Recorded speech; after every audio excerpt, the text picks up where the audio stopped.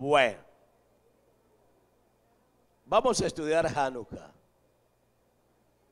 ¿Ya están con su Torah en la mano?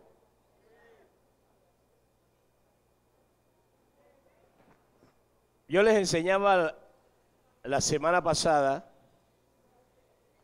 que en el capítulo 12 de Nehanyá, verso 8, era la primera vez que se mencionaba el término Hanukkah y que determinaba la palabra dedicación en español. Pero Hanukkah para los macabeyos, para los días de los macabeyos, se convirtió en algo mucho más grande que una dedicación. Hubieron muchas cosas que se incluyeron en ello y fue como sazonar la palabra en sí y darle un matiz muy profundo, de tal manera que la palabra se convirtió en un lema en Israel. Por eso Hanukkah es una de las fiestas muy grandes para Israel, porque significa la victoria y la resistencia. Eso es Hanukkah. Vamos a ver entonces a fondo qué más significa Hanukkah. Amén.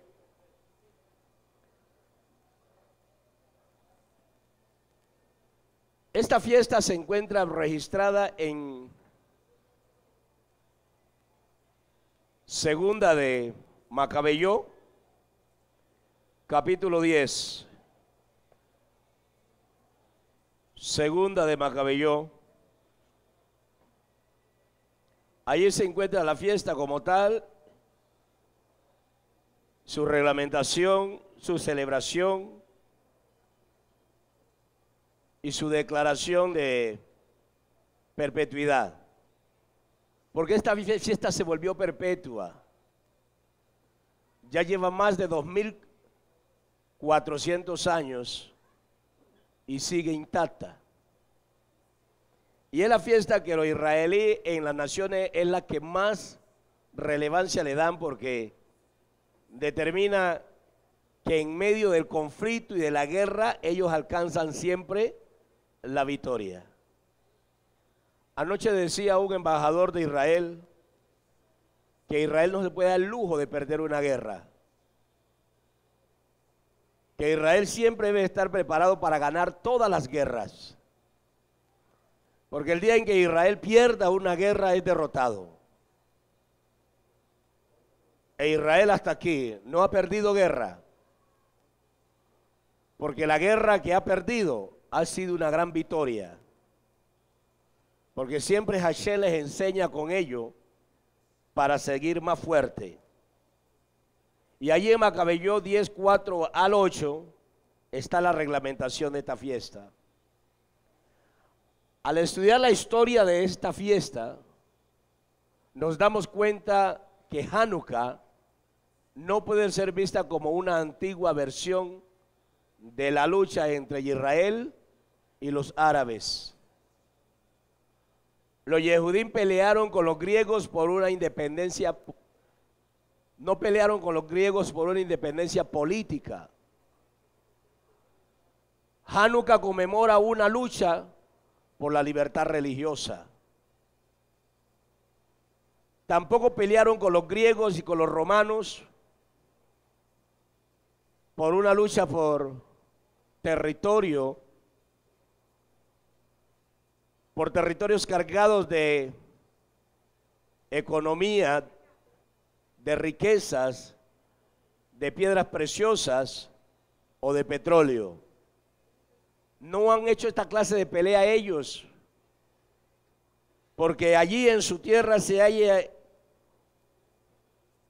un hallazgo de piedras, de minas, ni tampoco se ha peleado en Israel por una mujer como lo hacen algunas naciones que han peleado por mujeres, como Troya, que peleó por Helena, y otras. Al contrario, después de la muerte de Alejandro Magno, en el año 323, antes de la era del Mashiach, los principales generales macedonios inmediatamente comenzaron a pelearse por el gobierno de diversas partes del imperio, y varios de ellos trataron de establecerse como reyes.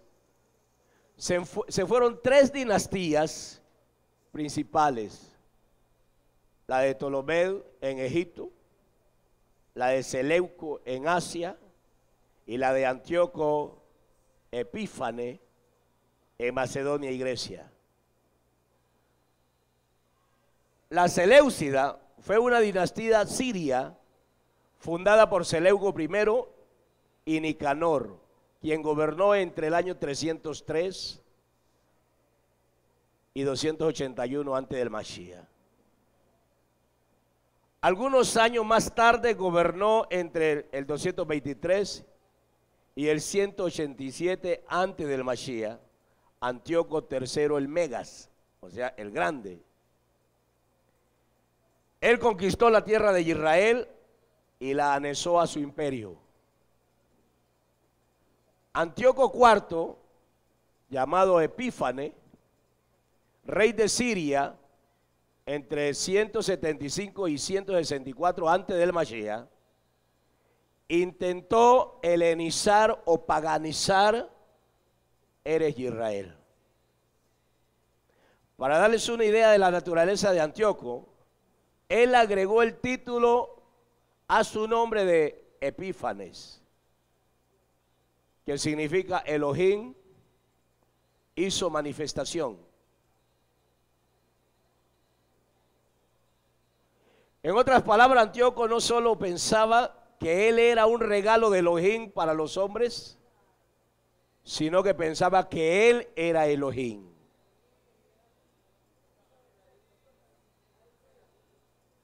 Los griegos eran buenos gobernantes, brindando civilización y progreso a todo lugar que conquistaban.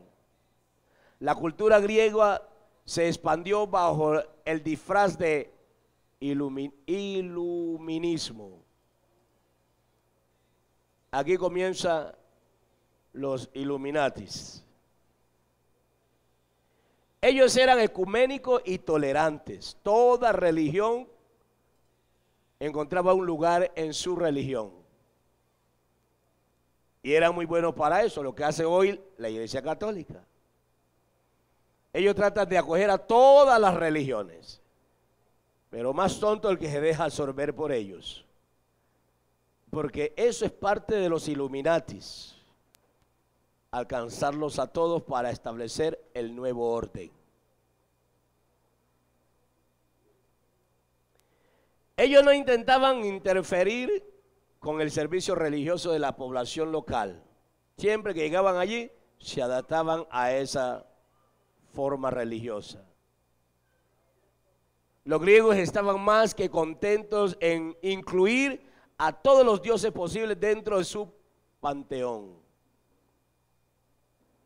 Su única demanda fue la de desculturalizar de otras culturas para fusionarlas en una sola cultura junto con la religión y cultura griega. Eso era lo único que ellos pedían. Antíoco Epífanes ordenó una cantidad de decretos en contra de Israel y sus costumbres, su cultura y su tradición.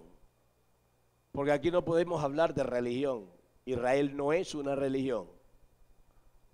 Es el único pueblo en la tierra que no es una religión. La Torá es la constitución política. Es el manual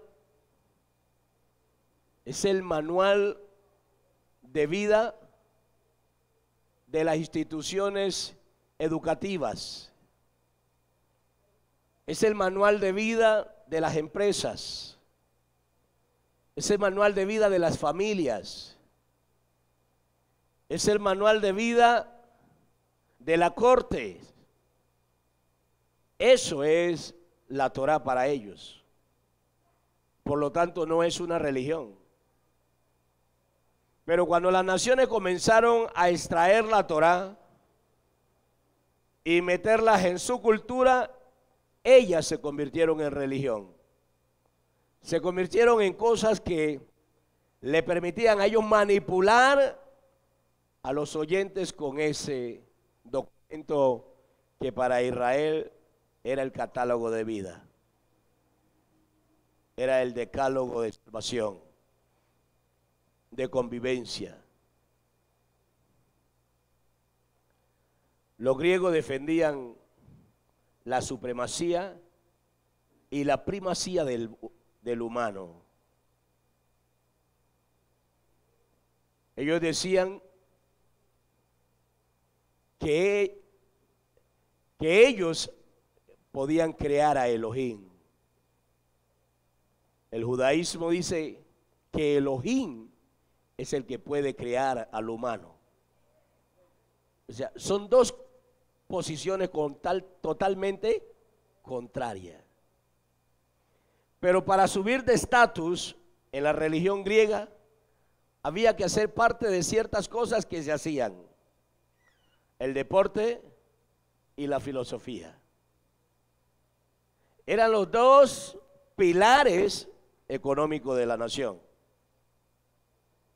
deporte y filosofía. Por eso allí comienzan los Juegos Olímpicos, los juegos dedicados a Zeus. Grecia dominaba el mundo y su actitud era reflejada en cada campo de los talentos del humano: arte, literatura, música, ciencia, arquitectura, belleza. Era su bandera. Y a la belleza le daban el estatus de dioses. Y cuando esa belleza estaba en la mujer, era una diosa. Cuando de esa mujer se había desprendido un varón o una mujer que no alcanzaba la belleza de la madre, se le llamaba semidiosa. Y si no alcanzaba la belleza y la fuerza de Zeus, era un semidios. Algunos han comparado al Mashiach con eso, con los semidioses griegos. Y por eso algunos, de una manera brusca, le dicen al Mashiach Jesús, de una manera grosera.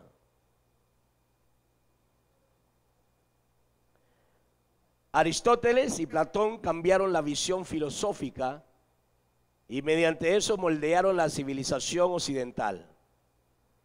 El Yahudí, sin embargo, defendía la supremacía de Elohim.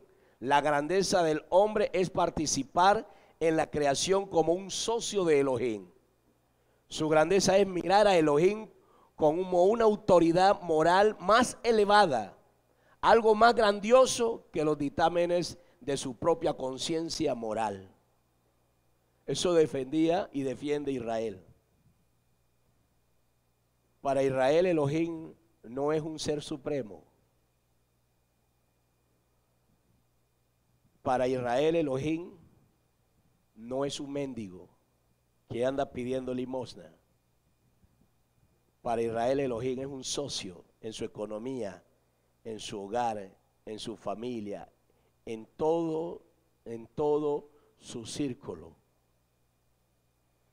Nosotros tratamos a Hashem como un mendigo que hay que llevarle porque o si no me castiga,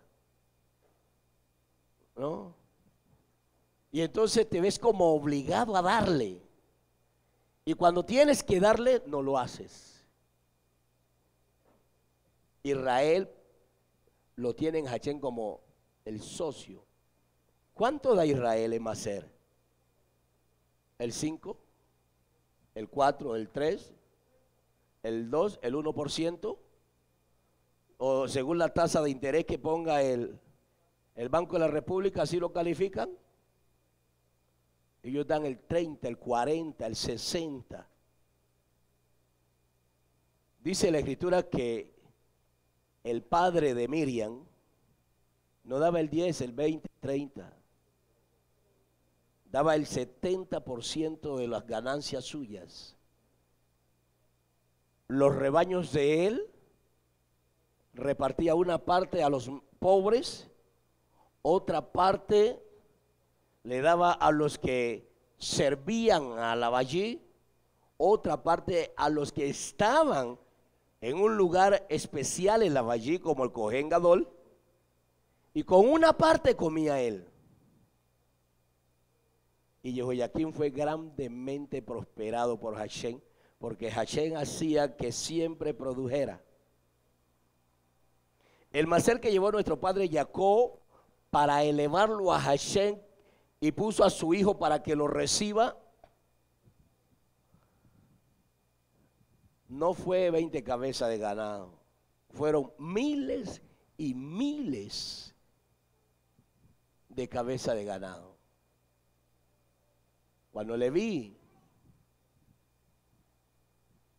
hizo su primer sacrificio, toda la familia se dedicó todo el día a pelar ganado y a dejarlos tirados a un lado, para cuando él hiciera la ceremonia, el fuego de Elohim pasaba consumiendo los kilómetros de ganado. ¿Por qué creen que Hashem tiene en grande, en alto a Jacob? Y le dice, mi siervo Jacob y Israel. Mi siervo Jacob y Israel. ¿Ah?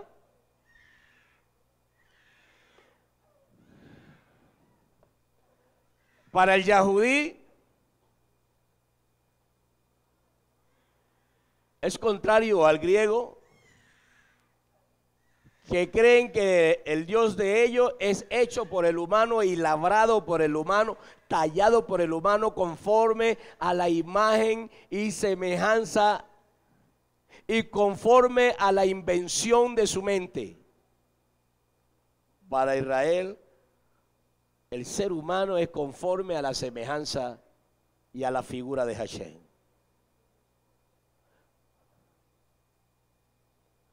Así que estas dos cosas van totalmente separadas la una de la otra.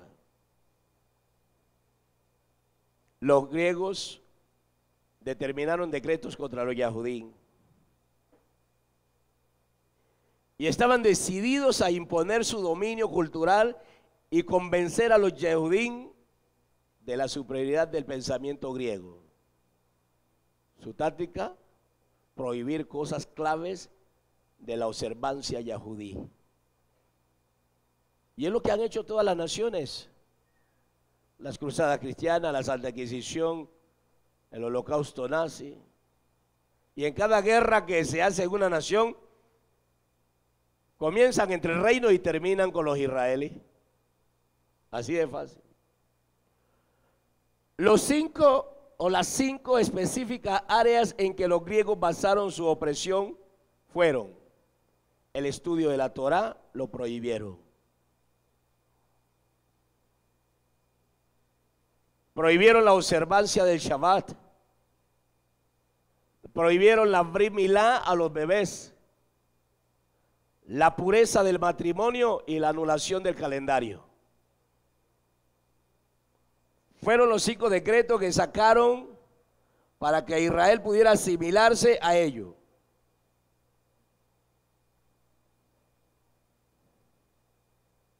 Pero los griegos nunca pensaron que iban a encontrar un pueblo israelí resistente y dispuesto a morir por lo que habían creído. Siempre la táctica de Hasatán es contraatacar a lo que tú crees. Y eso lo han hecho desde el inicio. Es contraatacar lo que tú crees, o sea, pero no lo hacen de una manera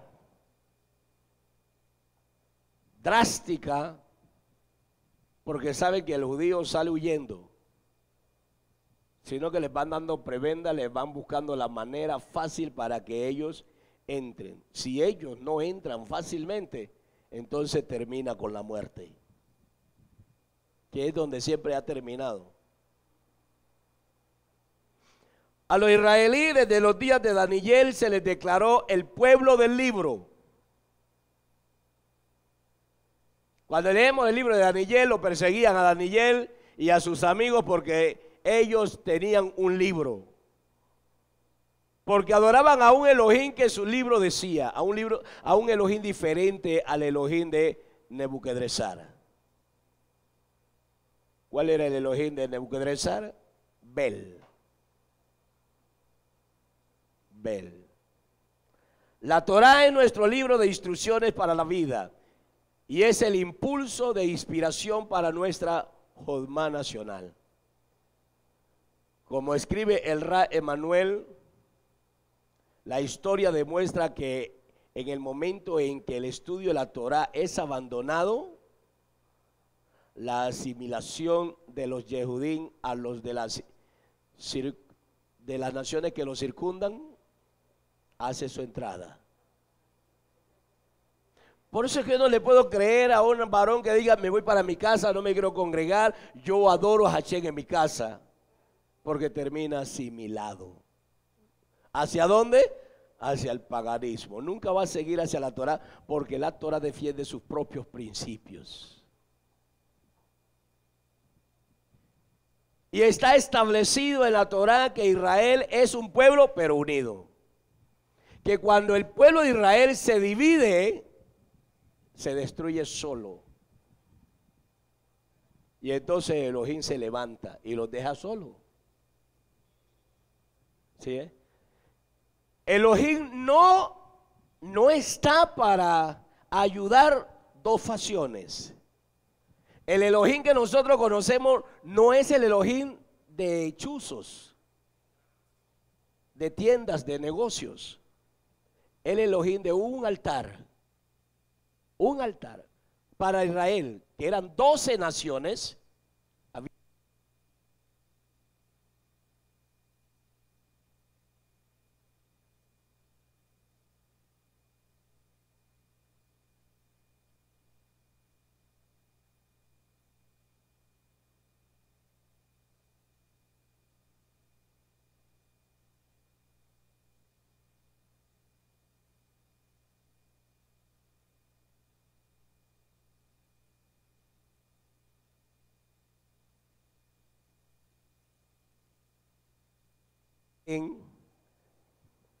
Que él sí está en cada cuadra. ¿Sí? Muchos creen que él está en cada cuadra. El que hace eso es Don Hashotén, porque él sí necesita adoradores en todo lugar, porque él no puede estar en todos los lugares a la vez. Entonces necesita en todas partes quien le adore para saber que le están adorando. Hashem necesita un solo lugar y con ello cubre toda la nación.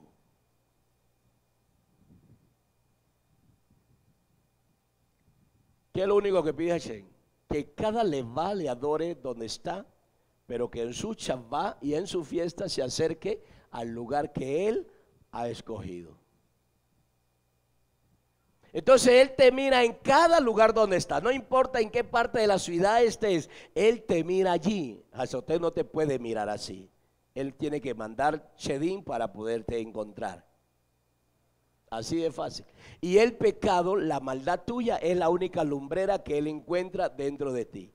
Y ese pecado y la maldad que él impone en ti es una luz brillante para Lucifer, para que luzcas de la mejor manera para él.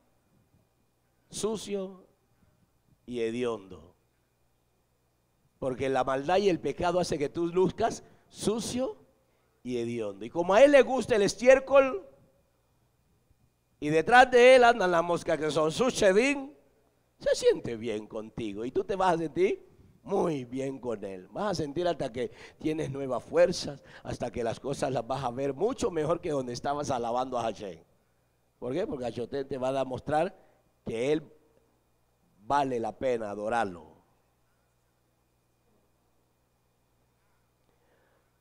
Cuando se asimila, Israel a los pueblos,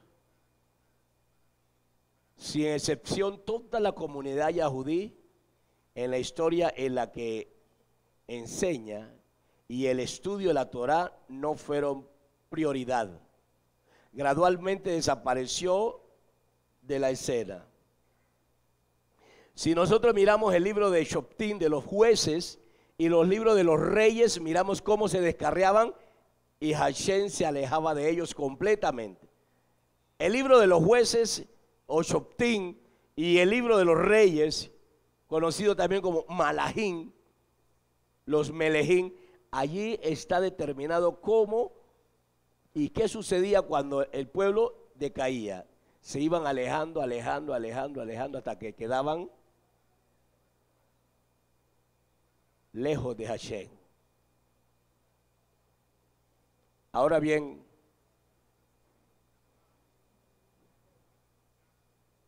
en los decretos que dio Epífanes, se empezaron a prohibir cosas tan vitales, fueron sencillas pero muy vitales. La lectura de la Torá fue una cosa sencilla, pero fue la parte más vital. Y con ellos todo su sentido de ceremonias, todo su sentido de pertenencia se fue decayendo.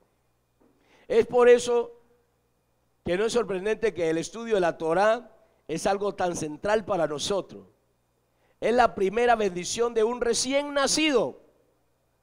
Cuando recién nace un israelí, lo primero que se les dice, que crezcas para estudiar Torá, para llegar al matrimonio y para hacer buenas acciones. Esa es la primera bendición que se hace. Se toma al niño al momento de nacer, se lo levanta. Que crezcas para estudiar Torá. No se le dice que crezcas para que aprendas a manejar el celular. Que crezcas para que vayas a la universidad o al colegio. No, se le dice que crezcas para estudiar Torá, para llegar al matrimonio, porque esas dos cosas son las que son las fundamentales en un varón, en un ser humano. Porque la relación sexual fuera del matrimonio es totalmente prohibida. Y el dejar de estudiar la Torá atenta contra toda la vida. ¿Sí? La Torá es para el pueblo de Israel lo más elemental. Eso nos muestra a nosotros por qué los reyes, siempre, todos los reyes se indispusieron contra Israel para hacerlos caer del estudio de la Torá.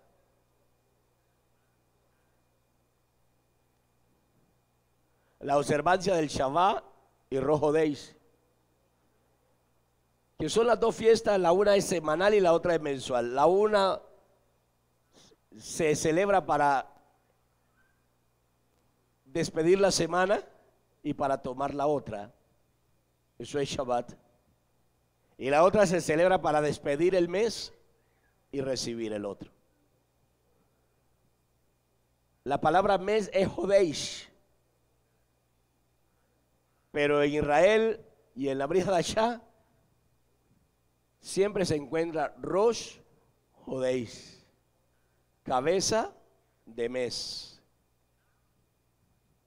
cabeza de mes. Todo el ser humano desea relacionarse con la realidad de Elohim.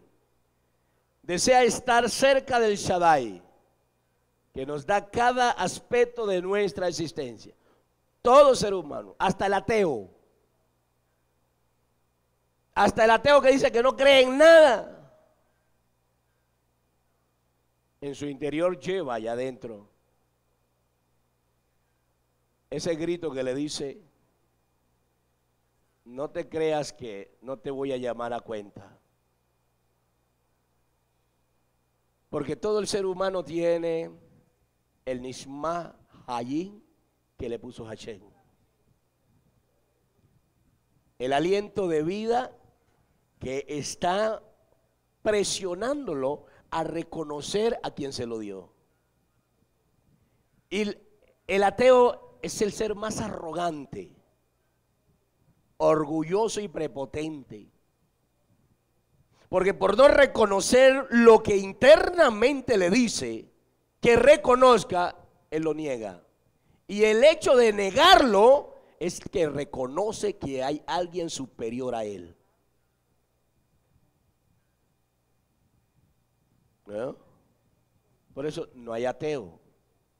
Uno no puede negar lo que no existe. Si tú niegas lo que no existe, es porque estás reconociendo que sí hay existencia.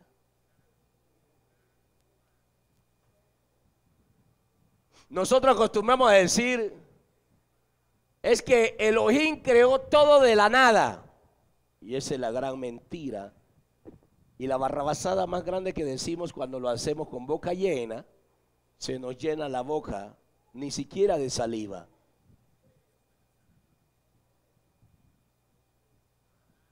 Hashem hizo todo de sí mismo, no de la nada. Porque la nada es lo que no está aquí. Pero Hashem lo llena todo. Entonces lo sacó ¿de dónde? De sí mismo. Todo está dentro de Hashem. Todo está dentro de Hashem. Un día yo hablaba con un israelí y le preguntaba y le decía, dime, ¿qué es Hashem para ti? Cuéntame.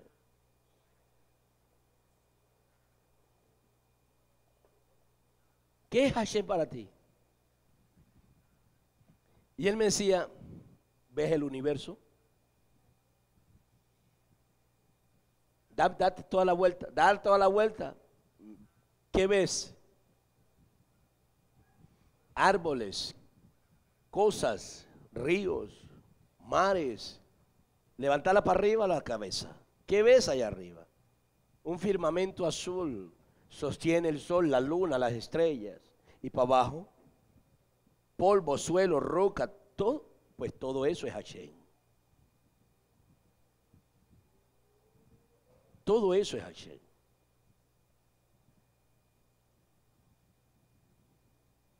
¿Sí? Y entonces, si todo esto es Hashem, ¿a dónde va el malo?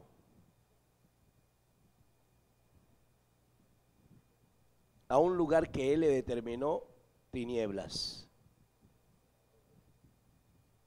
Tinieblas. Lo encerró en tinieblas para que él mismo no se vea y crea que Elohim no lo está viendo. ¿Sí? Entonces la tiniebla él cree que nadie lo está viendo. Usted cuando va a fornicar se va por allá al oscuro y nadie lo ve. Usted ahí calladito y...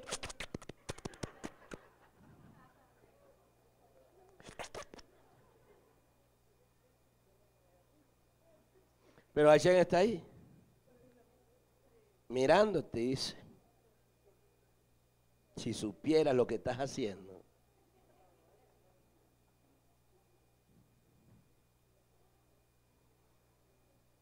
Cuando Sara llegó a la casa del faraón, el faraón se acercó a ella para conversar. Cuando estaba a 10 metros de ella, el malá lo golpeó y lo tiró a 30 metros lejos. No lo dejó acercarse ni siquiera a 5 metros. Pero tú cuando pierdes la noción de que Hashem no está allí, la fornicación la deja acercar a 5 milímetros.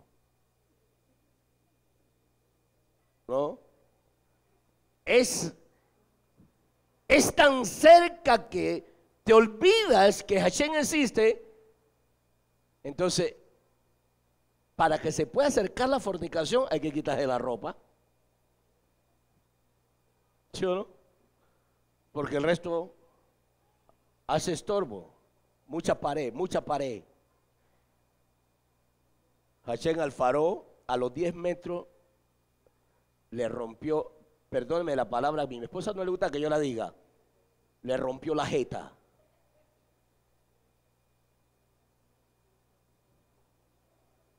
Porque Sara era una mujer, una profeta, una mujer que servía a Hashem.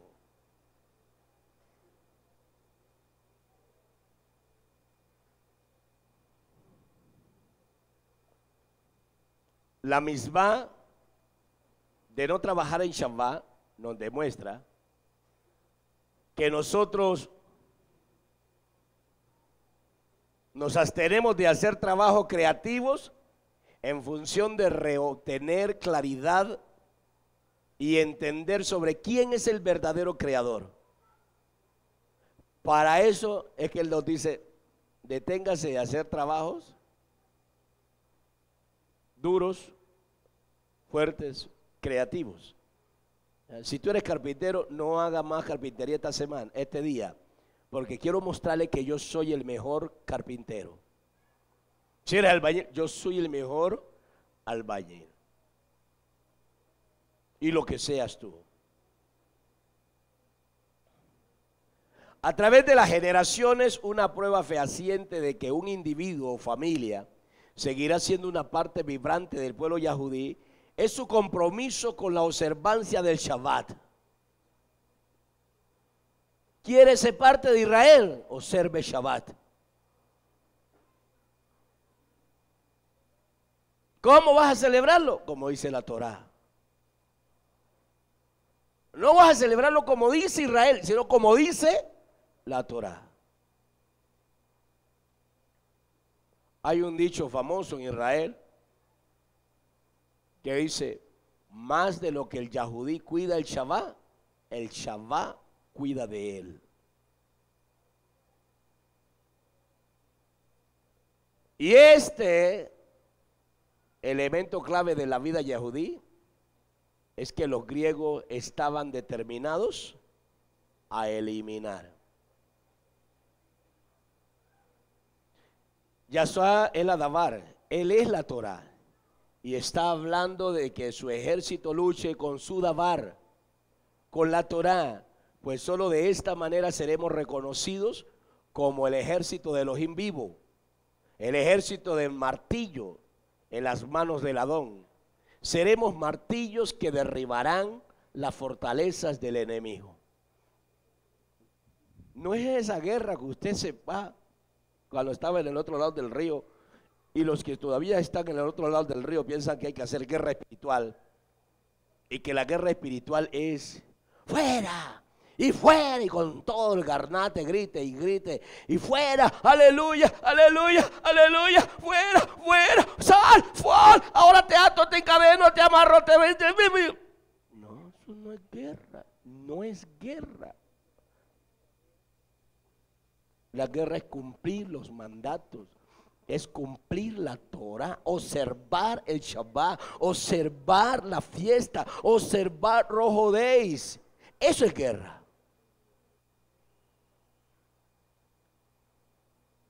¿Por qué le llamaron a esta familia los macabeos? Macabeyó. Ellos no eran macabeyó. Su nombre no era macabeyó. Su nombre era Hashmoní. Hashmoní. Ese era su nombre, no Macabeyó, no Macabeos. Lo que pasa es que cuando ellos entraban a la guerra contra los griegos y los árabes, dice la escritura que ellos se lanzaban sobre el enemigo y hasta no dejarlo muerto, hasta no sentirle que ya no respiraba, no se levantaban de ellos. Y le daban y le daban y le daban, y fueron sus enemigos que les pusieron los Macabeyos. En español, los martillos. Los martillos. Eso significa Macabeo. Martillo. ¿Quién le puso a los Mechijí, a los que caminaban con el Mashiach, a los seguidores del Mashiach Mechijí? Los enemigos religiosos de ellos, los Mechijí, o sea, los seguidores del Mashiach. Pero el Mashiach no les puso Mechijí. También les decían los del camino. Y otros les decían la secta el sector de los Nesirín, los Nesiritín. Algunos dicen a los Neritín, dicen los nazareos. Pues no aparece como término nazareo, aparece Nesiritín. Porque es un plural hebreo.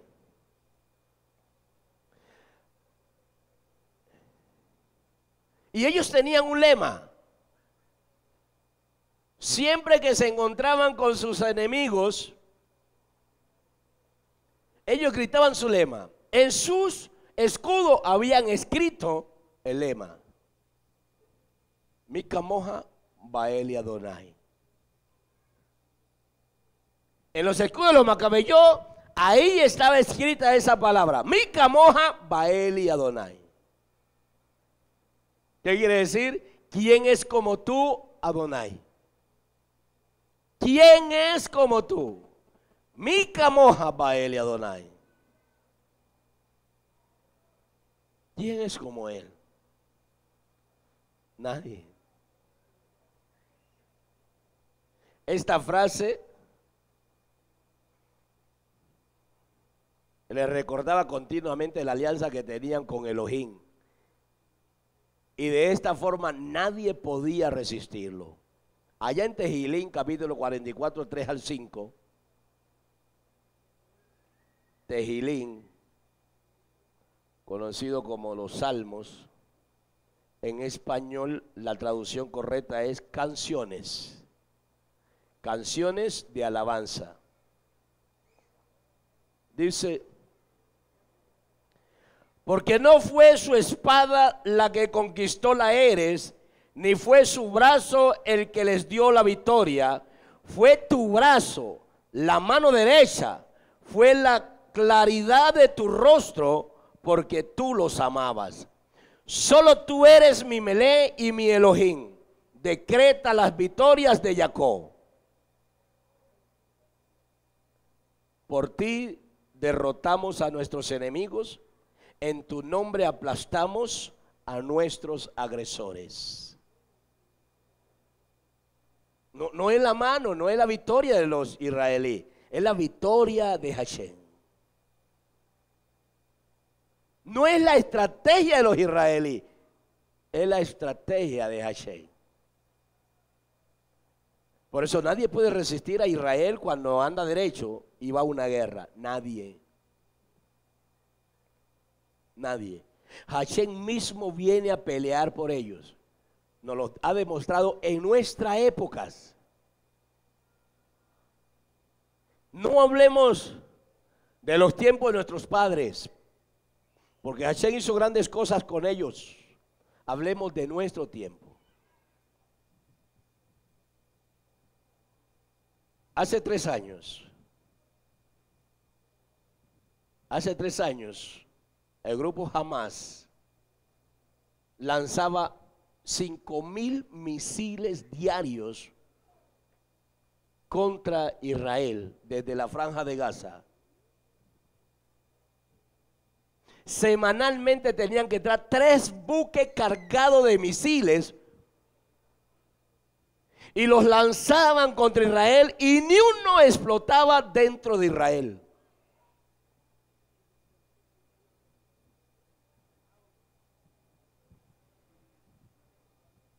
En esos días Israel tuvo que, en su sospecha militar, detener una cantidad de buques que por la televisión solamente pasaron uno,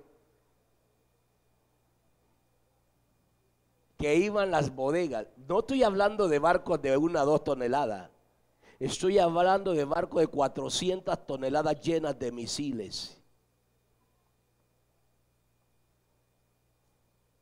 ¿De dónde traían eso? De todas las naciones enemigas de Israel. Y agarró uno cargado a reventar, lleno de misiles. Y hasta una periodista colombiana,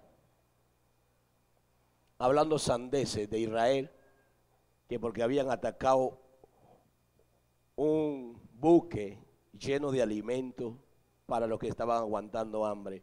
¿Cuál alimento? Lo que iban en esos containers era pura armamento.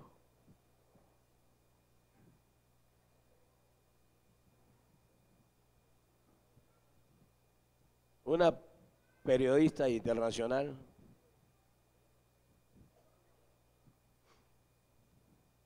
comenzó a cuestionar a Israel porque tenían un preso, un terrorista preso. Israel lo metió a la cárcel y prohibió la visita, la comida y le prohibió todo. Israel quería que se muera de hambre para que sienta cómo es sufrir haciendo el mal.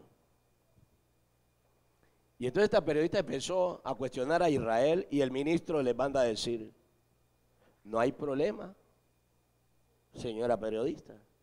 Si quiere, nosotros lo mandamos a la casa para que lo cuide.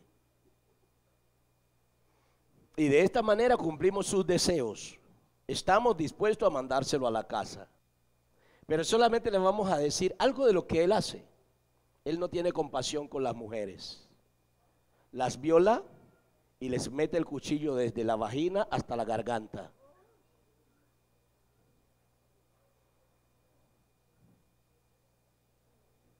Y si usted lo trata bien, él corresponde con maldad. Se lo damos, se lo mandamos, venga a traerlo. Entonces ahí sí ya no. Ahí sí ya dijo no. Y el ministro le dijo: tengo toda la autonomía para entregárselo. Venga, llévelo. Porque el mundo pagano se ha encargado de hablar basura de Israel solo porque el grupo Hamas y el grupo Irá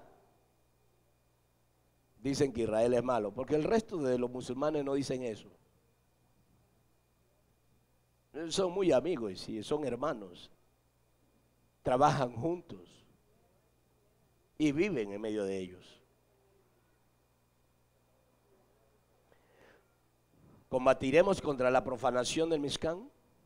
¿Cuál es el Mishkan suyo? ¿Dónde está el Mishkan? El Mishkan es su cuerpo. Es su cuerpo.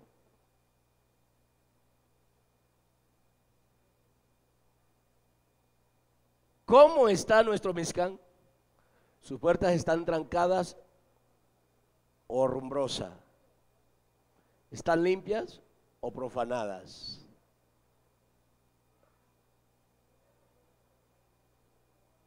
Somos el Mishkan del Ruach HaKodesh y la casa de oración de Él. Nosotros somos esa casa. Usted solo puede ir a la batalla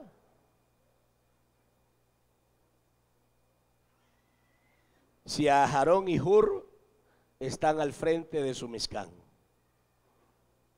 ¿Y sabe quién es Aarón? El que cuida su levá. ¿Y sabe quién es Hur? El que lo lleva por sendas derechas. La única manera de usted ganar la batalla es dedicarse a Hashem, separarse del pecado y mantener un Mishkan totalmente puro. Puro. Antíoco Epífanes en uno de sus decretos ordena la impureza del matrimonio. ¿Cómo era? Que cada varón y mujer que se iban a casar tenía que pasar primero por el general o por el rey Antíoco Epífanes. Y la novia tenía que tener la primera relación sexual, tenía que ser con el rey.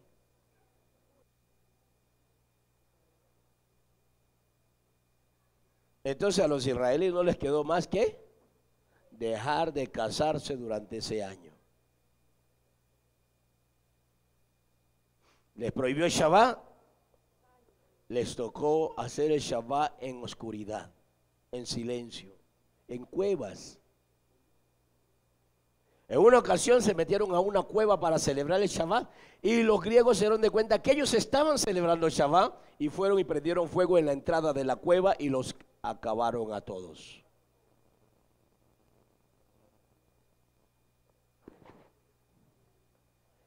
Entonces el próximo Shabbat y los israelíes ya no quisieron celebrar el Shabbat, sino que pusieron unas 3 familias adentro para que hagan bulla, para que canten, y ellos se quedaron, los varones, todos los varones se quedaron afuera, escondidos, porque los griegos dijeron, en Shabbat los vamos a acabar a todos. Y cuando ellos llegaron a la cueva, salieron los israelíes de donde estaban escondidos y los mataron a todos. Entonces dijeron, la vida primero, el Shabbat, si tenemos vida, lo podemos celebrar. ¿Qué dijo Belé David? En la muerte, ¿quién te alabará? No son los muertos los que te alaban, somos nosotros los que te alabamos, los vivos, no los muertos. Los muertos no alaban a nadie. ¿Quién dijo? Solamente en las religiones falsas le dicen que el muerto se puede levantar, que usted puede orar de acá y ellos pueden escuchar allá.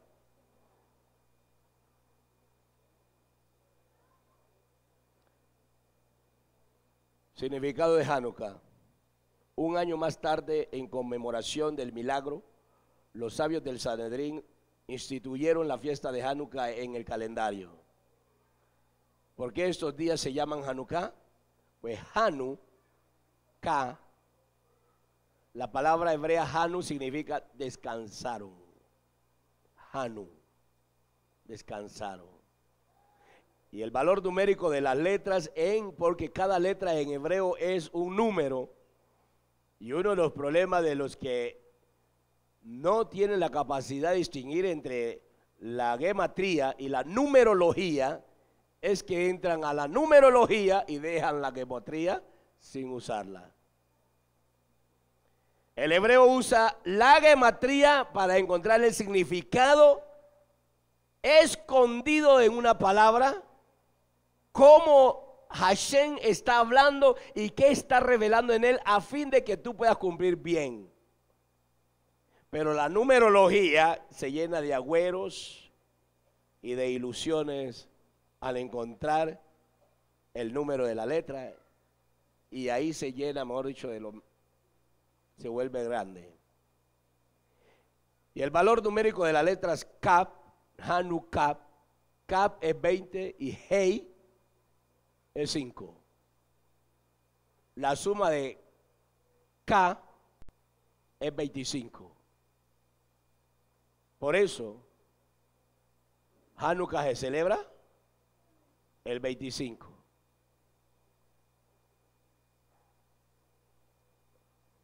El primer día era 25. Hoy, según el calendario, ya pasamos el calendario, el mes. ¿Cuántos días llevamos después del mes? 2 días, ¿no? Un día. 25 y 8, 33. 3 días después del mes. Yo el martes pasado les decía que los 3 calendarios, el de Janó, el que contó Israel a partir de Abel, y el gregoriano de hoy, tienen diferencia. ¿Sí o no? Tienen diferencia. El de Janó es de 364. El de Babel hasta hoy para Israel es de 354. Y el griego es de 365. Cada 7 años aumentan un mes. Un mes. 354.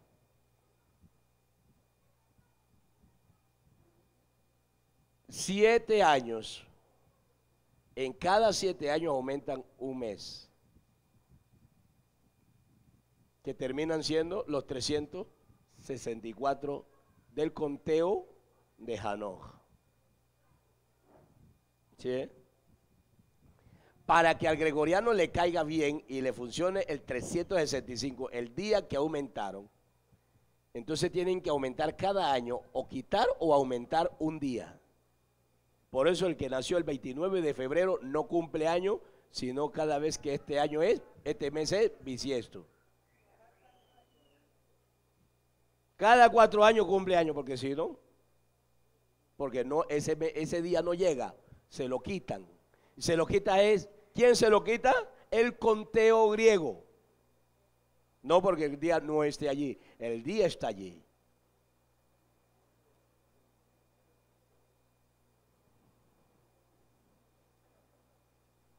La Hei representa la Kadoshá, el libre albedrío y el aspecto femenino de la creación. Cuando Elohim le cambió el nombre a Abraham, lo mismo que sucedió cuando esta familia yahudí de Hasmonai les cambiaron el nombre a Macabeyó. ¿Sí? A Abraham, H le puso Abraham. Le aumentó el nombre. Pero a los Hamonai le pusieron Macabeyó. Además, porque en estos días ellos hicieron una rededicación del Mishkan de Jerusalén. Hanukkah Habayit. Eso es dedicar la Vallí. Hanukkah es un tiempo para que todos los Yahudín despierten su compromiso con la Torá. Así como el pueblo yahudí lo hizo tiempo atrás, fue su dedicación a Elohim y a la Torá la que los ayudó a recuperar el Mishkan y a encender las lámparas de la menorá. En este Hanukkah podamos encender la llama de la Torá para que se mantenga hasta el otro año. ¿Sí o qué? ¿No les parece? Nosotros ya no nos rededicamos, porque cada Shabbat nosotros vivimos dedicados a Hashem. Y nuestra Vallí está permanentemente dedicada a Hashem. No es un mensaje para reencontrarte con Hashem. La única manera de reencontrarte con Hashem es que te hayas descarriado. Pero mientras no te hayas descarriado, no hay un reencuentro. Hay que volverse a encontrar con Él cada día. Por eso, cada noche al acostarte, decimos como dijo el Melé David: en Shalom me acostaré y así mismo dormiré, porque solo tú, Adonai, me haces vivir confiado. O sea, yo me acuesto confiado. Eso me permite a mí que hasta en el sueño, mientras yo descanso, estoy confiado de que Adonai está allí conmigo. Y al despertarme le digo, yo me acosté, dormí y desperté porque Adonai me sustentaba. Me daba el sustento, la fuerza, la vitalidad. El Nishmahaim lo mantuvo mientras yo estaba en la segunda muerte. El sueño es la segunda muerte. Pero es una muerte temporal. Cuando tú duermes estás muerto.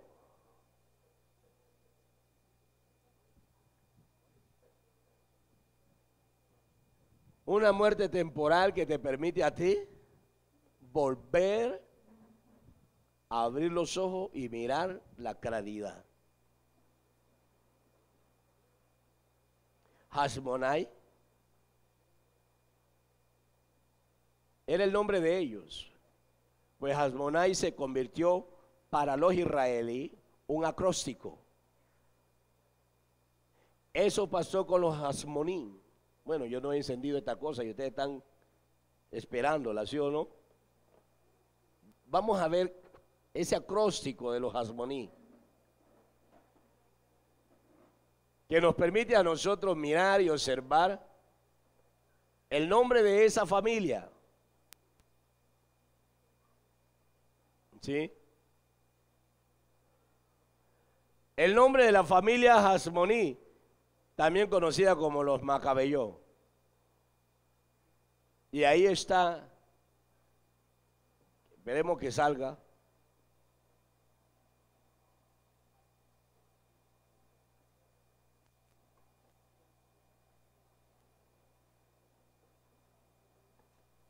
A ver, a ver.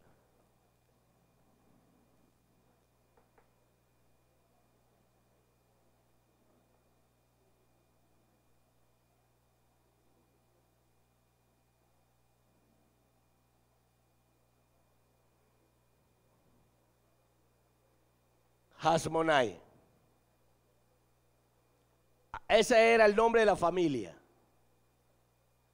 Y ahí está descifrado el acróstico, esto. La J es el Jumás. ¿Qué es Jumás? El estudio de la Torá. Jumás se le dice a la Torá, no Pentateuco. Cuando usted escucha de la Torá es desde Bereshit, desde Adán hasta Revelación, en la Torá. Pero en el judaísmo se le dice el Jumás, o sea, 5, que termina el estudio de la Torá. La Shin, que es el Shabbat, la observancia del Shabbat. La Men, que es la Milá, que es la Brit Milá, conocido como la circuncisión. La Nun, Nashin, que son las novias, Yahudín. Y la Yod o la Ya es Yereá, en la luna nueva. Entonces ellos tenían, Antíoco Epífanes prohibió esas cosas. Estos fueron los 5 decretos que Antíoco Epífanes declaró. No estudiar la Torá, no celebrar el Shabbat, no realizar la Brit Milá, las novias tenían que ser violadas y la luna nueva no debía ser celebrada.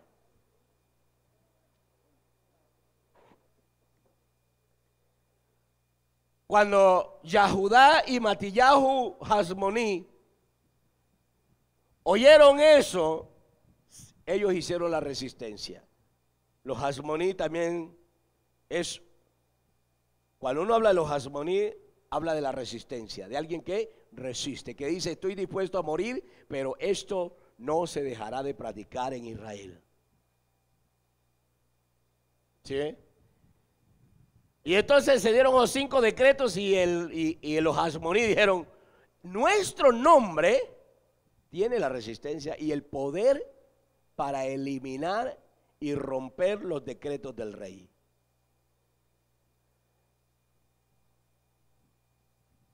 El nombre que le pusieron a usted tiene un propósito. Así se llame María.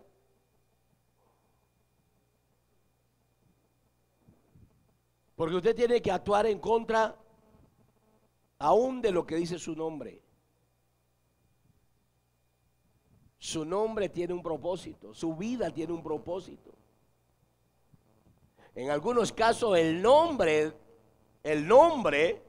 determina lo que eres. Y en otro caso tú determinas lo que quieres que tu nombre sea. No es que te vas a cambiar el nombre, no, tú determinas lo que quieres que tu nombre sea. Entonces ellos tenían el poder para eso. El estudio de la Torá, ¿no? Aquí lo puede ver, ahí lo puede ver más claro. Hasmonai. Hasmonai. Y espérenme, yo le subo, le pongo ahí la otra que faltaba.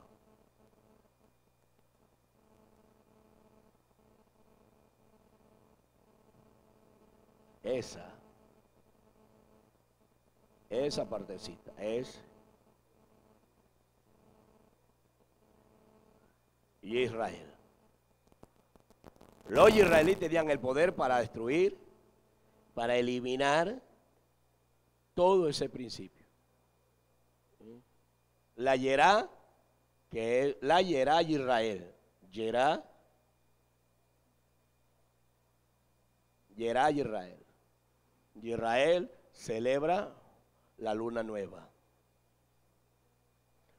¿Qué pasó en ese entonces? Los niños tuvieron que estudiar la Torá desde otro punto de vista y de otra forma. Tuvieron que usar su creatividad para estudiar la Torá. Nosotros hoy no necesitamos esa creatividad porque ya la tenemos. Tenemos la Torá en nuestra mano y no nos la han venido a quitar. Cuando los gobiernos se levanten y nos impidan a nosotros estudiar la Torá, nos toca hacerlo de los niños hebreos. ¿Ellos qué hicieron? Empezaron a inventarse el juego del drill. Estas pirinolas de madera o plástico tienen distintas letras hebreas en cada una de sus 4 caras. No es la pirinola de Antanamocus. Todos ponen, todos toman. Tú pierdes, yo gano. Eso son las 4 caras de la pirinola de Antanamocus. ¿Y quién perdió? Siempre perdía el pueblo. Él ganaba. ¿Sí o qué? No, la pirinola de los israelíes tenía la Nun, Gimel, Hei, Shin, que son el inicio de la frase Nesh Gadol Hayashan. Un gran milagro sucedió allí. Un gran milagro sucedió allí. Eso es lo que ellos estaban haciendo con la pirinola esa. Y tenían que decir un texto de la Torá. Tenían que inmediatamente declarar un texto de la Torá que comenzara por una de esas letras.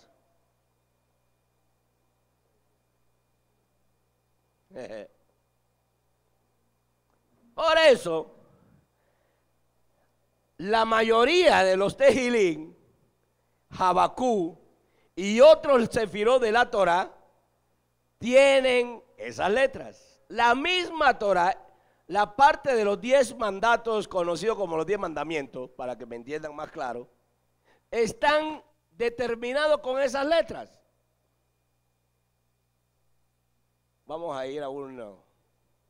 Entonces los muchachos tenían que recitar.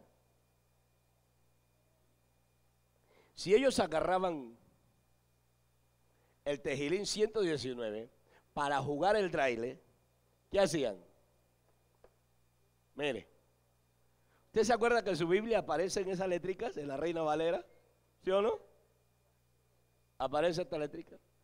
¿Qué quiere decir? Que esta letra determina lo que significa esto. Por eso cuando tú vas a leer tienes que decir alaf, porque todo esto dice, cuán dichosos los que van por caminos perfectos. Tejilín 1. ¿Sí? Y ellos determinan, siempre va a determinar eso, siempre va a determinar. Ahí está, la gamal, la gimel que aparece ahí, la dalé, la beit, ¿sí ven? La beit, la bet, la hei, ¿sí? Que aparece allá donde estamos hablando, ¿sí o qué? Las 4 letricas siempre aparecían allí, mírenla. Mire, la yad, la he, la te, la va, ¿sí? ¿Cuál más? Miren, la kaf, la men, la nun, ¿sí? La lamat, la men y la nun. Y está hasta este libro, este sefer de Tejilín 119, está hasta la tau. Y cada una de las estrofas determina lo que significa la letra. Y la letra determina lo que significa la estrofa.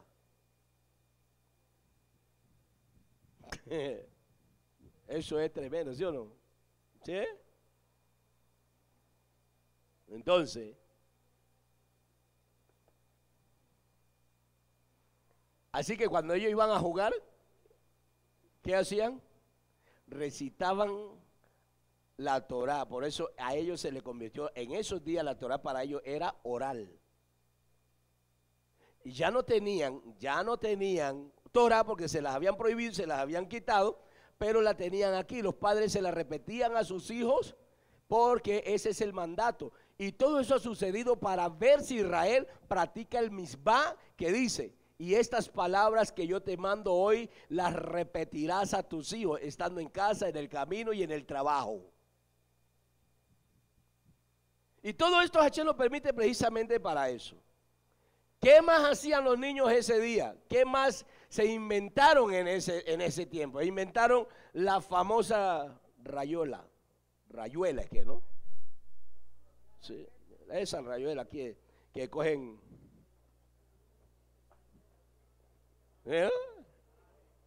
Yo sabía jugarla. ¿Cuántos cajoncitos tiene toda la rayuela? 12. Son las 12 tribus de Israel. ¿Qué más se inventaron en esos días? El parqués. Tiene 12 casas, no 6. Lo que pasa es que para comercializar es mejor vender 6 que 12. ¿Sí o no? Hay que dividirla. 12 casas. Y para llegar a cada casa hay unos bloques y hay unas salidas. Cada bloque que tú encuentras en el parque representaba un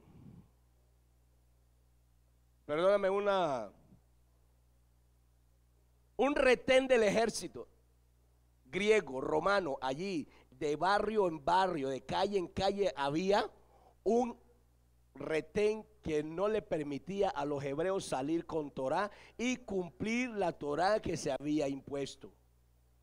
Entonces los niños hebreos,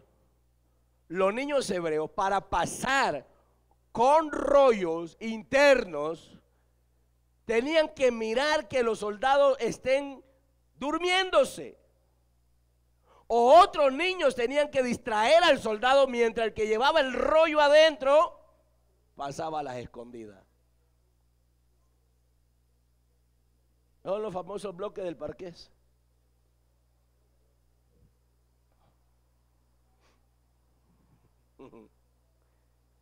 En ese tiempo ellos tuvieron que inventarse muchas cosas. Los griegos creían que el ser humano nació completo y perfecto.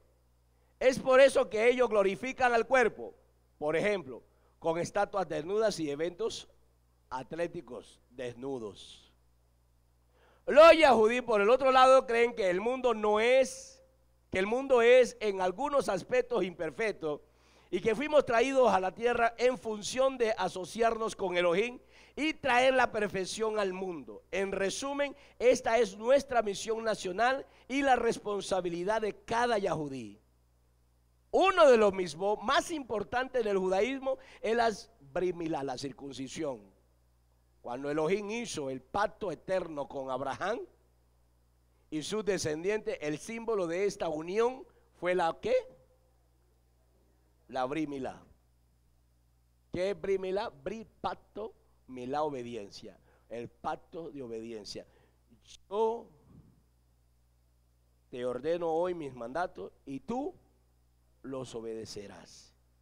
Y para que tú cumplas y yo te cumpla, el pacto lo llevarás tú, la señal del pacto la llevarás tú en tu cuerpo. Y fue allí cuando le hizo la Brit Milá. ¿La Brit Milá es para qué? Para declarar que de allí no vuelves atrás. Algunos no entienden eso. Y con la Brit Milá se van a hacer toda clase de salvajada. Sucede que eso es una lámpara prendida que le queda allí hasta para irse al infierno. Es una lámpara que le queda prendida ahí. ¿Qué? Que se van a fornicar y a hacer de todo. Ahí se van hablando mal del que les cortó ese pedazo. Eso no es problema, porque allá nos encontramos. Yo arriba y usted abajo. Y yo desde arriba lo veía,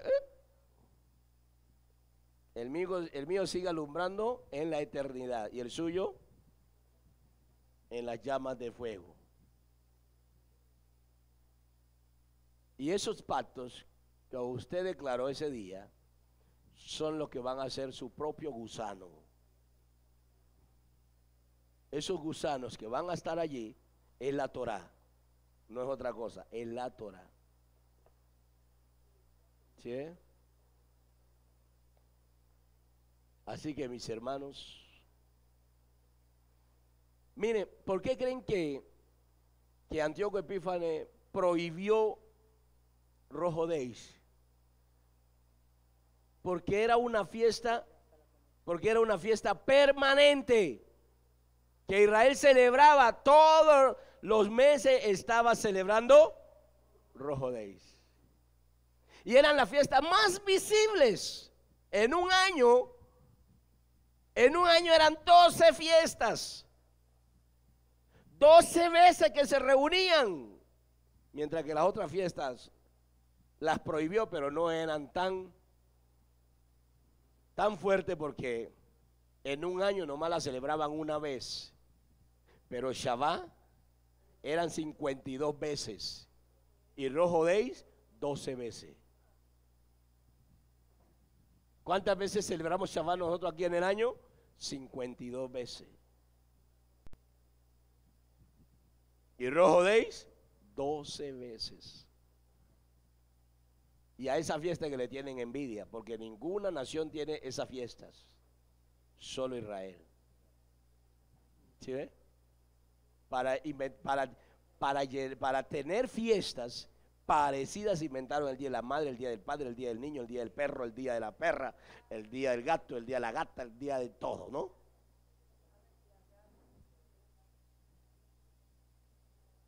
¿Por qué se inventaron en el 25 de Kislev? Ellos se inventaron el 25 de diciembre.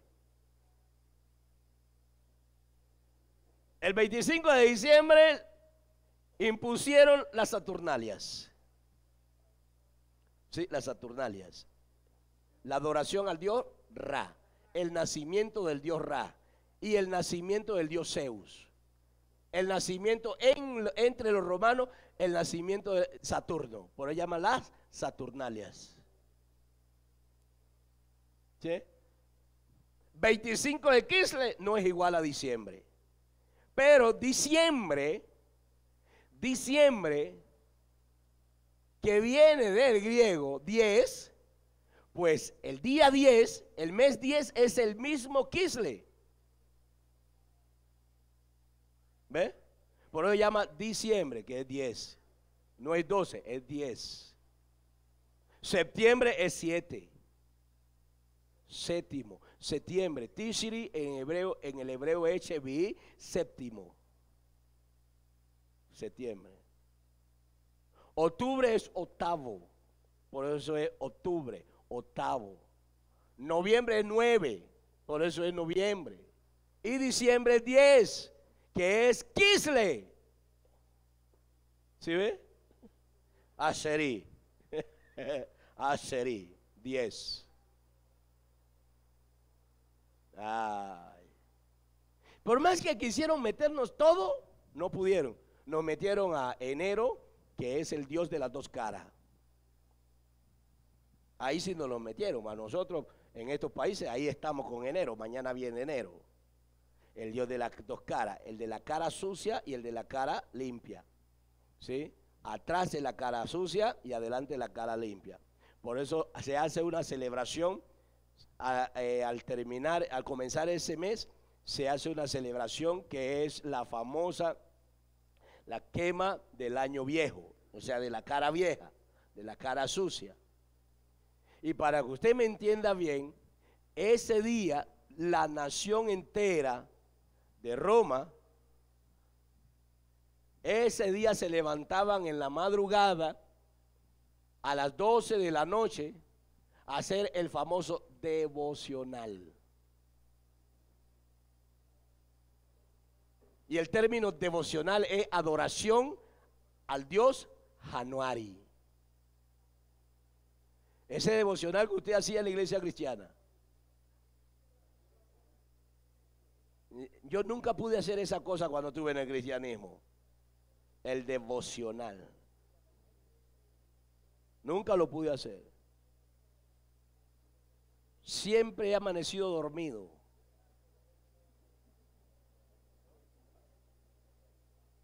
Nunca lo he podido celebrar esa cosa, porque cada cosa se celebra por la mañana.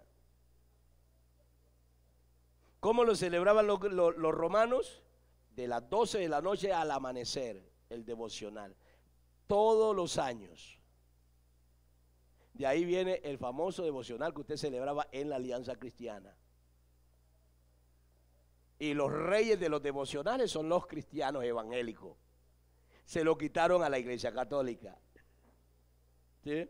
¿Cómo le llama hoy a la Iglesia Católica cuando comienza? Yo no me acuerdo exactamente, pero yo sé que tiene un nombre. La Alborada. La Alborada. ¿Sí? ¿Qué hicieron los católicos? Cambiaron el nombre porque los cristianos se adueñaron, los evangélicos, no cristianos, los evangélicos se adueñaron del devocional. Es como los católicos se inventaron el rapto, ¿no? Y ahora los evangélicos se adueñaron del rapto y están sacando a los católicos, que los católicos van a condenar porque en el rapto se van a salvar solo los evangélicos. En estos días yo escuchaba, hace por ahí como unos 5 años, me puse a escuchar la televisión de unos católicos, teólogos, y dicen, los hermanos separados nos dicen que nosotros vamos a condenar, que cuando venga Jesucristo y vamos a desaparecer, entonces que van a desaparecer ellos y que nosotros nos quedamos. No, hermanos separados, no. Son ustedes los que se quedan porque el rapto nos los inventamos nosotros. Y lo decían con propiedad. Y los otros enseñando doctrina ¿qué? Por eso el cristianismo evangélico y el catolicismo es el mismo. Es el mismo. ¿Qué decía la secretaria de Planeación de la Gobernación del Valle aquí? Evangélicos y católicos son uno solo. Aquí los únicos diferentes son los judíos y los musulmanes. Y nosotros éramos los únicos judíos que habíamos ahí. Entonces decían, prioridad, ellos. ¿No, hermano? Sí somos diferentes. Somos diferentes. Porque nosotros no creemos en lo mismo. Creemos en la verdad, en la raíz, en el origen de las cosas. En eso creemos. ¿Ve? Así que mis hermanos, para concluir, porque ya me dijeron que la comida se está enfriando.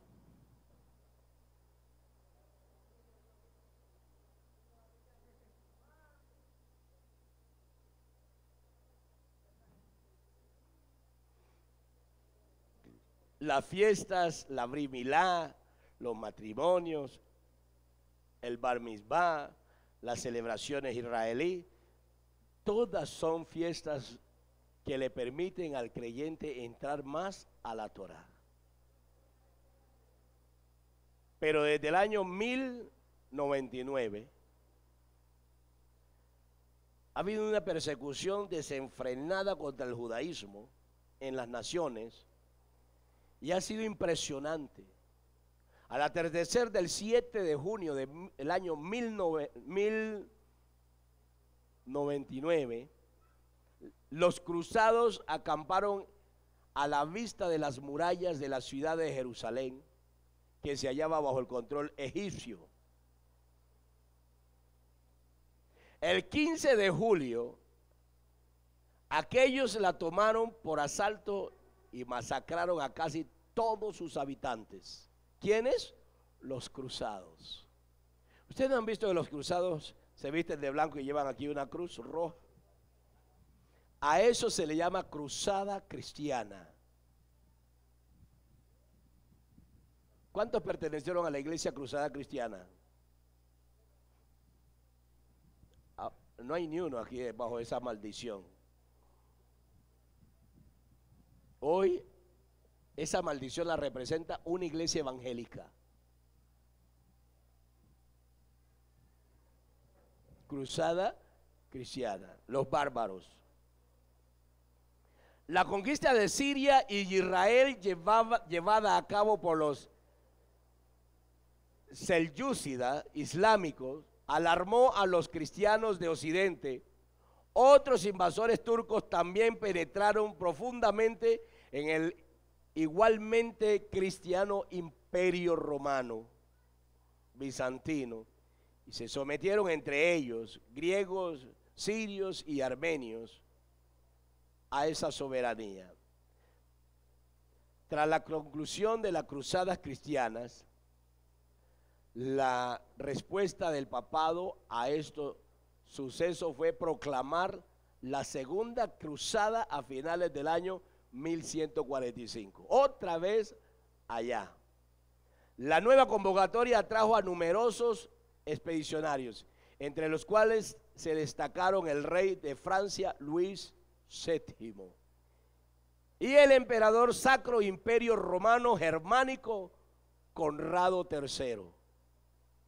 Fueron también allá. ¿Qué iban a hacer allá? Todos iban con un principio: encontrar los restos de Jesús, el cáliz y el arca del pacto.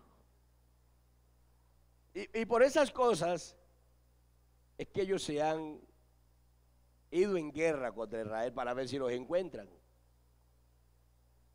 ¿Ve? Esos monumentos que tiene hoy Israel,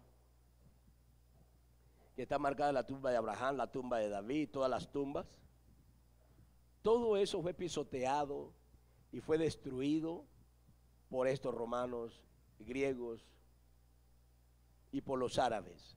Todo eso. Esos son ahora unos levantamientos que posiblemente no están en el mismo lugar. Porque la tumba de Abraham es la cueva de Macpelá. Y la cueva de Macpelá, cuando vino el Mashiach, quedó vacía. Cuando el Mashiach se levantó, se los llevó a todos. Ahí no quedó ni David, ni Yesayahu, ni Abraham, ni Sara, ni Jihán, ni Jacob, ni los 12 patriarcas. Nadie quedó allí. La cueva de Macpelá está vacía. Y según el libro de Yacer, la cueva de Macpelá tiene 2 pisos. Cuando usted entra, se ve solamente roca, pero arriba de eso hay la otra parte donde estaba el cuerpo de nuestro padre Adán. Pero ya no hay nadie allá.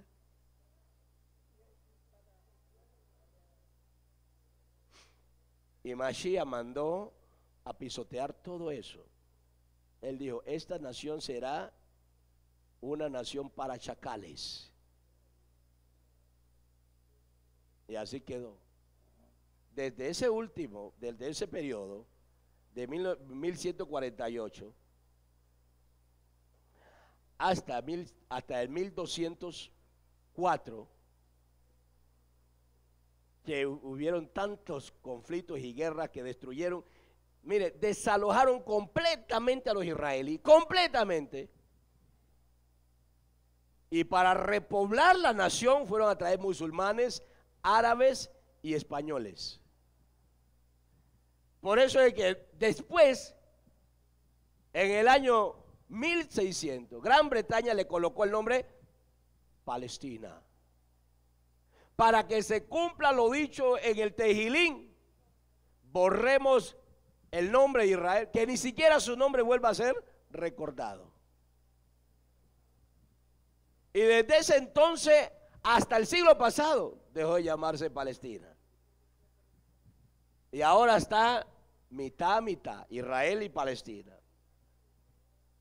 Y no cabe sino decir lo que siempre decíamos. Yo me acuerdo que la iglesia cristiana evangélica de la Alianza Cristiana, donde yo asistía, cantábamos: qué elegante, tierra bendita y divina, tierra de Palestina, donde nació Jesús.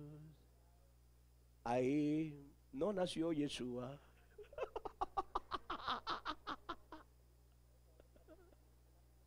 ¿Sí? Ay, qué cosa, qué cosa. En el año 1231 se declara Statuto Excommunicamus del Papa Gregorio IX. El cargo de inquisidor fue confiado casi en exclusiva a los franciscanos y a los dominicanos. Los inquisidores. En 1231 comienza entonces ¿qué? La Santa Inquisición.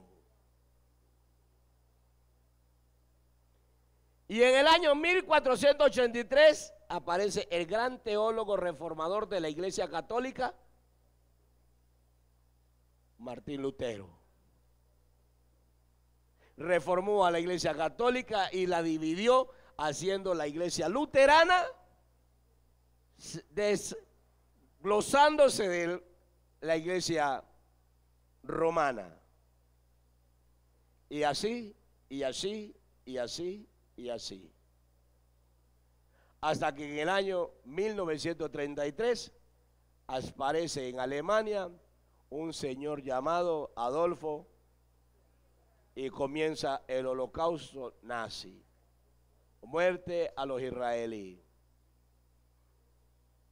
Para celebrar la muerte, oiga, para celebrar la muerte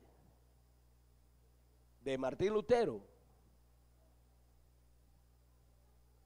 se decretó el holocausto nazi el día que murió Martín Lutero.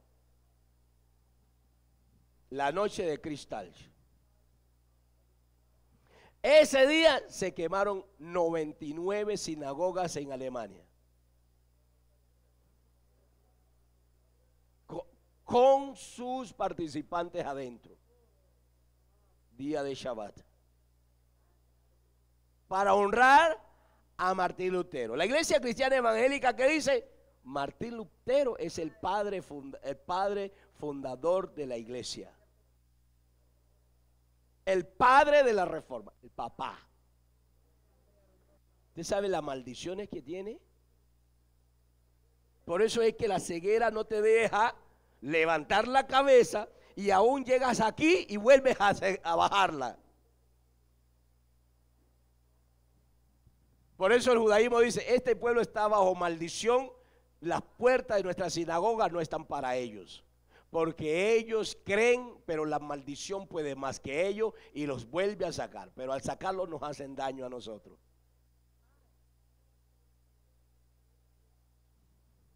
¿Sí? Vete a una sinagoga a ver si te abren la puerta aquí en Cali. Tú tocas la puerta y te dicen, ¿qué quiere? No es que yo vengo a congregarme aquí porque yo también soy judío. Dan un paso atrás y ¡pah! Cierran la puerta. Te dejan hablando con la puerta. Hay algunos países donde ellos les abren la puerta a todo el mundo. Pero ellos han sacado un lema. Oiga bien, un lema. Todos los israelíes tienen el mismo lema. Y le dicen, Yeshua no es el Mashiach. Yeshua es igual a Jesús. Pero ellos no te dicen Yeshua, te dicen Yeshua.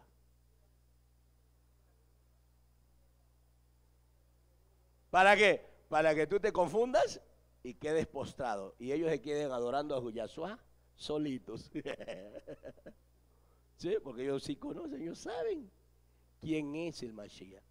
Pues el sonido del shofar dice que el que vino es el que retornará.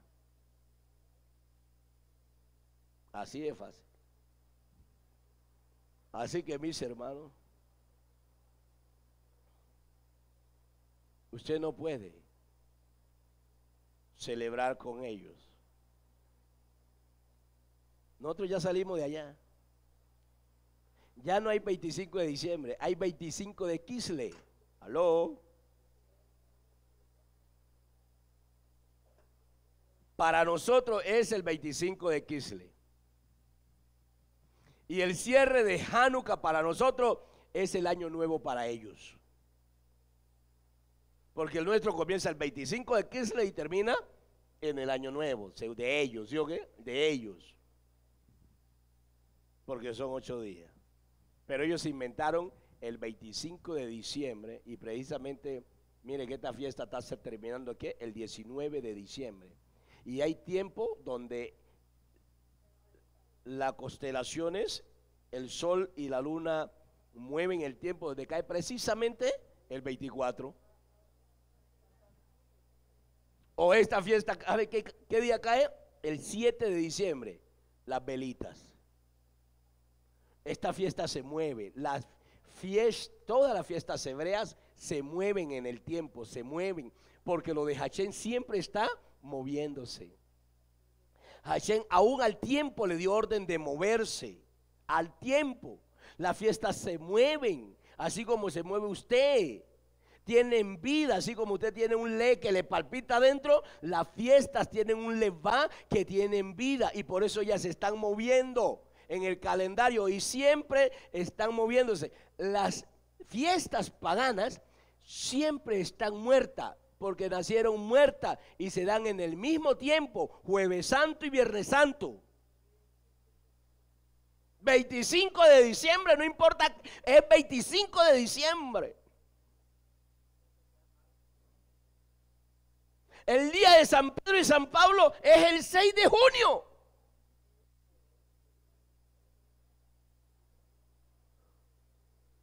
Pero las fiestas hebreas, no. Ellas rotan el mes. Puede un día celebrarse el 25 y en el otro año se puede celebrar el 10. ¿Sí ve? Ellas están rotando. Y eso es lo que no entienden aquellos que están molestando con eso del calendario que se han inventado ahora. No, el calendario hebreo es vivo. Es vivo porque va con el tiempo de Hashem. En el libro de Janó dice que en el conteo de los tiempos Hashem prende a los sabios porque llega el momento en que los tiempos cambian y los sabios no lo pueden determinar. Precisamente por eso. Así que nuestras fiestas son vivas, no son muertas. ¿Le llaman la Navidad? ¿Cómo le llaman en griego a la Navidad? Génesis. Bueno, tú dices Génesis. Vamos a leer la Biblia en el libro de Génesis, en el libro de la Navidad. Qué impresionante. Y nos metieron tanta cosa y nosotros hemos corrido. Ya no más, ya no más. Párela ahí. Haga un alto y continúe su vida hacia las fiestas que tienen vida. El Shabbat. Muy pocas veces cae el primer día de Aví en Shabbat. ¿Por qué? Porque se está moviendo. Se está moviendo. Ay, Baruch Hashem. Todo lo de Hashem es vivo. Lo de los hombres es muerto. Por eso, para hacer una máquina, si no tiene la energía, se le muere. Si no tiene quien la esté moviendo, no le funciona. ¿Sí? ¿Qué tiene que hacer el humano para que las máquinas le funcionen? Usar combustible. Hashem no necesita eso. La máquina más perfecta que hizo Hashem no necesita petróleo. Pero el ser humano le mete petróleo, le mete químicos que suelta la tierra y esa máquina sigue funcionando. No importa qué clase de químico le meta a usted, termina funcionando. Que se le dañan unas partes, pero con lo que queda bueno sigue funcionando. ¿Cuál fue esa máquina? Nosotros. No la han podido reemplazar. No la han podido reemplazar. Que hoy están haciendo niños in vitro, que le hacen que una mujer para 10 de una sola vez, pero tienen que tomar ¿qué? El esperma humano. No pueden traer una materia química y metérsela allá para que reproduzca un bebé. No puede. ¿Que es malo hacer una fertilización para tener un bebé in vitro? No es malo, porque Hashem dijo, llenen la tierra. Ustedes verán cómo la van a llenar. Fornicando, haciendo daño, robando, matando, haciendo vicio. Como ustedes quieran, pero llénenme la tierra. Si su padre tenía una inclinación de esas que se mojan la canoa, Hashem dice, no importa, lo importante es que me llenes la tierra. Pues más seguro usted va a salir con canoa mojada. ¿Eh? Si es un hijo de Sifón, va a salir sinfonín.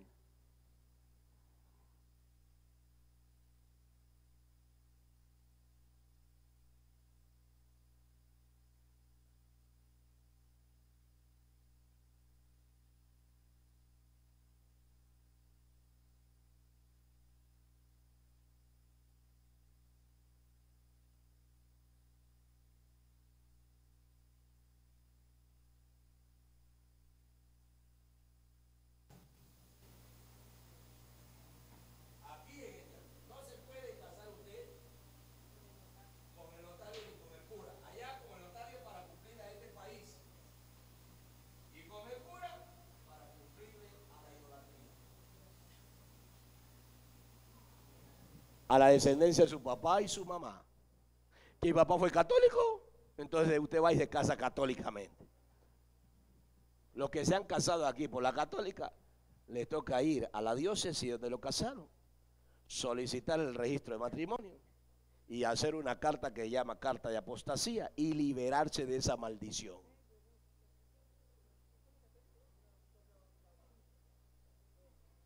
Liberarse de esa maldición porque sencillamente a usted lo casaron bajo los ídolos. Y la escritura que dice, ¿qué digo pues? Lo que los goyín le sacrifican a Elohim, se lo sacrifican a Elohim. No, a los demonios se los sacrifican y no a Elohim. Y no quiero que ustedes compartan con la mesa de Elohim y la mesa de los Shedim. Así que si usted casó, tiene que mandar esa carta de apostasía diciendo, me declaro en apostasía contra la iglesia católica, porque a mí me hicieron bautizar y me casaron abusando de mi conciencia. Abusando de mi conciencia.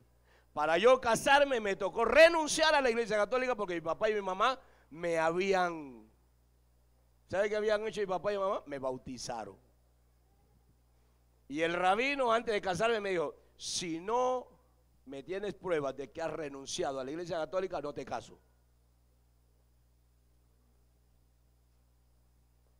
Así que me tocó hacer esa, oiga, pero H que es tan bueno. ¡Ah! Papito lindo. No, mano. Yo me iba a casar y ahora yo no sabía cómo hacer esa carta. ¿Quién me ayudaba a hacer esa carta? ¿Quién? Los abogados no hacen esa carta. Esos días me fui a Pasto y llegué y me encontré con un israelí en Pasto. Lo conocía de antemano y lo encuentro sentado en un computador y le digo, varón, ¿qué haces? Me dice, me toca viajar a Israel y me toca comprobar que yo no tengo nada que ver con la iglesia católica. Entonces estoy haciendo la carta de renuncia. ¿Cómo así? Y me la mostró. Me dije, ¿y usted? Para irse a vivir a Israel, le toca hacer lo mismo. Me dice, More, ¿la quiere? Yo se la grabo. Y me la imprimió. Oiga, pero fue como, ¿eh? Así que nomás agarré yo,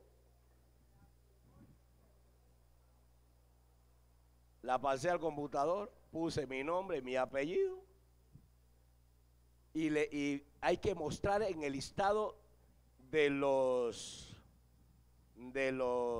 expulsados de España, que tú tienes el apellido de los expulsados. Y entonces puse ahí mis apellidos y mandé la carta a Tumaco, a la diócesis de Tumaco. Entonces ya con ese enviado le dije al rabino, tome, ahora sí te puedo casar. Por eso es que a mí no me mueven esos mensajes del internet que me quieren voltear, que cuento, que venga, que le enseñamos que usted está equivocado. No, porque yo ya renuncié a la Iglesia Católica, no me puede absorber sus falsas enseñanzas. Pero eso de que usted todavía no ha cambiado su mente cristiana a una mente judía, porque hay tanta cosa en el cristianismo que usted carga ahí todavía. Usted piensa, hay muchos aquí de los que piensan que poner un estanco es pecado. Y eso es un pecado, el chalía. ¿Cómo va a decir una cosa de esa? Porque usted tiene una mente cristiana católica. ¿Cómo le voy a vender yo vicio a ellos? Y los israelíes, ¿qué es lo que vendían? Y el Mashiach, ¿qué les dio en la boda de Kená en Galil? Era mejor que el whisky. El que el Mashiach sirvió ese día, estaban borrachos. Mire, yo bebí mucho aguardiente en mi vida. Yo bebía 3 días seguidos. Bueno, viernes, sábado y domingo. Y el lunes agarraba mi motor, mi lancha, bajaba mi equipo y me iba a la pesca a pescar tiburón y me llevaba una botella para matar el guayabo. Ese era yo. Y cuando uno está borracho, uno quiere el licor más fuerte que encuentre.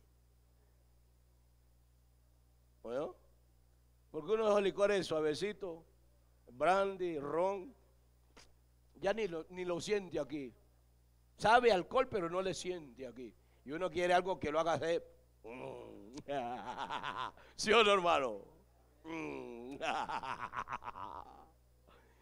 Y cuando le pasaron el vino, ya estaban borrachos, dice la escritura, ¿no? Mashiach se iba yendo. Y cuando le pasaron el vino a los borrachos, dijo, ¡wow!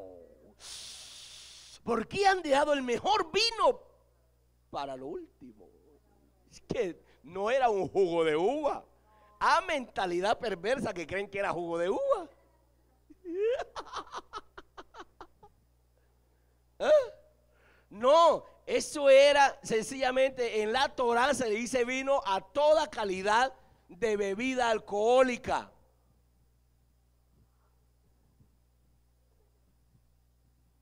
¿Oye?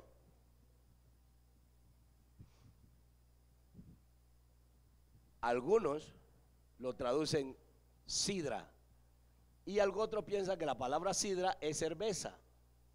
No, sidra es que es muy fuerte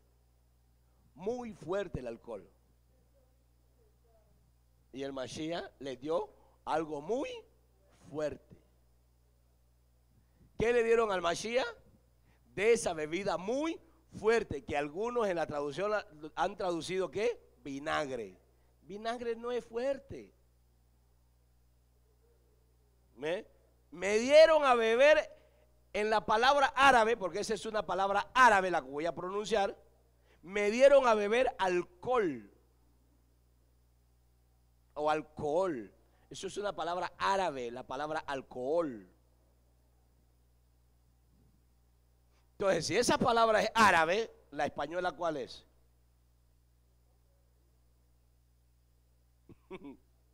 ¿Sí o no?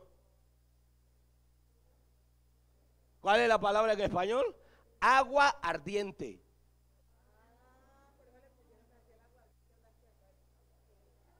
Aguardiente. No, es agua ardiente, o sea, tiene tanta fuerza que arde. Póngase de pie antes que le arda.